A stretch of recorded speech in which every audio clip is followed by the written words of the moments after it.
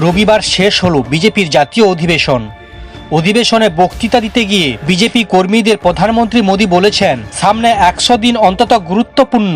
তিনি জানিয়েছেন, আসন্ন লোকসভা নির্বাচনে এনডিএ কে 400 আসনে জয়ী করতে হবে, বিজেপিকে 370-এর বেশি আসনে জিততে হবে, আর তার জন্য সামনে 100 দিনের মধ্যে সকল ভোটারকে বিজেপির পক্ষে আনতে হবে। সামনের 10 দিনেই জাতীয় রাজনীতিতে বড়সড় রদবদল ঘটতে পারে বলে জানা গিয়েছে বিজেপি সূত্রে। বিভিন্ন বিরোধী দল থেকে সুনামির মতো বিজেপিতে যোগ দিতে পারেন নেতারা। 20 ফেব্রুয়ারি থেকে শুরু হবে যোগদান উৎসব, চলবে ফেব্রুয়ারি মাসের শেষ পর্যন্ত।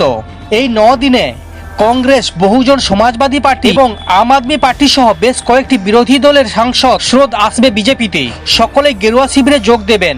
ওই সূত্রের দাবি, শুধু পোড় খাওয়া সাংসদ এবং বিধায়ক নয়, সাম্প্রতিক নির্বাচনগুলিতে নির্বাচিত অনেক বিধায়কও বিজেপিতে যোগ দিতে ইচ্ছুক।